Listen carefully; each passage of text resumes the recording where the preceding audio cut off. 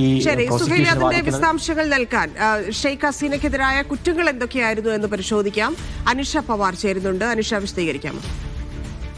ധന്യ സൂചിപ്പിച്ചതുപോലെ തന്നെ ഷെയ്ഖ് ഹസീനയ്ക്ക് വധശിക്ഷ നൽകണമെന്ന ആവശ്യം തന്നെയാണ് പ്രോസിക്യൂഷൻ ഉൾപ്പെടെ മുന്നോട്ട് വെച്ചിരിക്കുന്നത്. അത്തരത്തിലുള്ള വിലയിരുത്തലുകൾ തന്നെയാണ് നിരീക്ഷകരുടെ ഭാഗത്ത് നിന്ന് ഉണ്ടാകുന്നത്.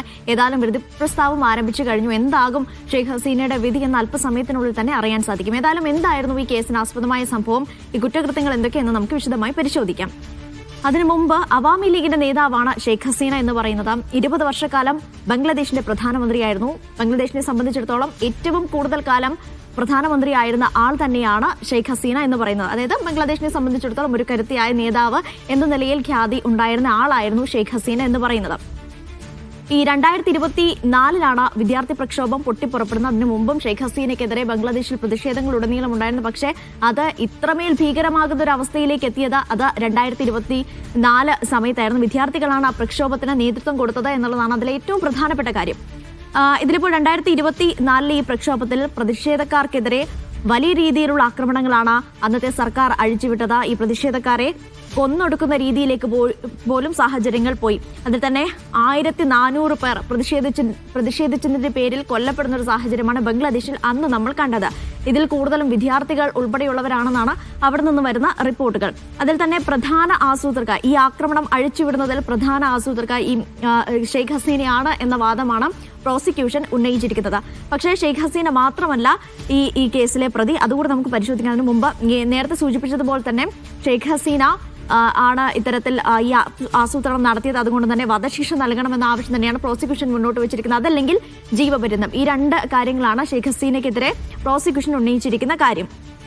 ഇതിലിപ്പോൾ മറ്റു 2 പ്രതികളെ കുറിച്ച് സൂചിപ്പിക്കുകയുണ്ടായി. അതിൽ അസദുസമാൻ ഖാൻ കമാൽ, അന്നത്തെ ഹസീന സർക്കാരിന്റെ കാലത്ത് ആഭ്യന്തരമന്ത്രിയായിരുന്നു അദ്ദേഹം കൂടി ഈ ഹസീനയ്ക്ക് പിന്തുണ നൽകി ഈ ആക്രമണത്തെ നേരിടുന്നതിന് വേണ്ടി ഇത്തരത്തിൽ വെടിവെപ്പ് ഉൾപ്പെടെയുള്ള പ്രഖ്യാപിക്കുന്നതിലൊക്കെ ഇദ്ദേഹം നേതൃത്വം നൽകി എന്ന കാര്യങ്ങളാണ് പ്രോസിക്യൂഷൻ ഉന്നയിക്കുന്നത്.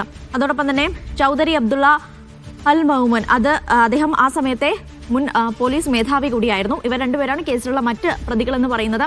ഈ വിധി പറയുന്നത് എന്ന് പറയുമ്പം ബംഗ്ലാദേശിന്റെ അന്താരാഷ്ട്ര ക്രൈംസ് ട്രൈബ്യൂണൽ. ഇപ്പം ഇതിനെപ്പറ്റി കേൾക്കുമ്പോൾ നമ്മൾ വിചാരിക്കും ഇതൊരു അന്താരാഷ്ട്ര കോടതിയാണ് എന്ന് നമ്മൾ തെറ്റിദ്ധരിക്കും. പക്ഷെ അത് അന്താരാഷ്ട്ര കോടതിയില്ല, ബംഗ്ലാദേശിലെ തന്നെ ഒരു ദേശീയ കോടതിയാണ് ഇപ്പോൾ വിധി പറഞ്ഞുകൊണ്ടിരിക്കുന്നത്, ഈ ട്രൈബ്യൂണൽ. പക്ഷെ ഈ കോടതി സ്ഥാപിക്കുന്നത് 2009 അവാമി ലീഗ്, അതായത് ഷെയ്ഖ് ഹസീനയുടെ പാർട്ടി ഭരിക്കുന്ന സമയത്ത് തന്നെ, അല്ലെങ്കിൽ അവർ തന്നെ സ്ഥാപിച്ച ഒരു കോടതിയായിരുന്നു ഇത്. അതിന്റെ എക്സ്റ്റൻസ് ഒക്കെ ആ സമയത്തൊക്കെ ചോദ്യം ചെയ്യപ്പെടുകയും ചെയ്തിരുന്നു. അതായത് 1971 ബംഗ്ലാദേശ് സ്വാതന്ത്ര്യ സമര കാലത്ത് ഈ സ്വാതന്ത്ര്യ സമര കാലത്തുണ്ടായിരുന്ന കുറ്റകൃത്യങ്ങളൊക്കെ അതിവേഗം അതിന്റെ വിചാരണ പൂർത്തിയാക്കുന്നതിന് വേണ്ടിയിട്ടാണ് ഈ കോടതി സ്ഥാപിക്കുകയും ചെയ്യുന്നത്. ആ സമയത്ത് തന്നെ ഏകദേശം 100-ലധികം പേരെ വധശിക്ഷയ്ക്ക് വിധേയമാക്കാൻ ഈ കോടതിയുടെ വിധി പ്രകാരം സാധിച്ചിട്ടുണ്ട്. അതുകൊണ്ട് തന്നെയാണ് ഈ കേസിൽ ഷെയ്ഖ് ഹസീനയ്ക്ക് വധശിക്ഷ വിധിക്കണമെന്നൊരു ആവശ്യം അവർ മുന്നോട്ട് വെക്കുന്നതും. അന്ന് പ്രഖ്യാപിച്ചിരുന്ന 100-ലധികം വധശിക്ഷകൾ നടപ്പാക്കുകയും ചെയ്തിട്ടുണ്ട്. അതുകൊണ്ട് തന്നെ ഒരുപക്ഷെ ഷെയ്ഖ് ഹസീനയ്ക്ക് അങ്ങനെ ഒരു വിധി വരികയാണെങ്കിൽ സ്വാഭാവികമായും രാജ്യത്തേക്ക് പ്രവേശിക്കാൻ പറ്റാത്തൊരു സാഹചര്യത്തിലേക്കൊക്കെ പോകും. ആ രീതിയിലുള്ള വിലയിരുത്തലുകളാണ് വരുന്നത്. മറ്റൊരു കാര്യം, ഈ രാജ്യം കനത്ത സുരക്ഷയിലാണ്. നേരത്തെ BK സുഹൈൽ സൂചിപ്പിച്ചതുപോലെ തന്നെ ശക്തമായ പ്രതിഷേധം ഉയർത്താൻ തന്നെയാണ് അവാമി ലീഗിൻ ആഹ്വാനം ചെയ്തിരിക്കുന്നത്. അതുകൊണ്ട് തന്നെ രാജ്യത്ത് കനത്ത സുരക്ഷയാണ് ഏർപ്പെടുത്തിയിരിക്കുന്നത്. അക്രമികളെ കണ്ടാൽ വെടിവെക്കാനുള്ള നിർദ്ദേശമാണ് സൈന്യത്തിന് നൽകിയിരിക്കുന്നത്. അതിനിടെ തന്നെ ഇന്ത്യയിലാണ് ഹസീന ഉള്ളത്. ഈ രാജ്യം കടത്തുന്നതുമായി ബന്ധപ്പെട്ട് ഇന്ത്യയിലേക്കാണ് അഭയം തേടി ഹസീന എത്തിയത്.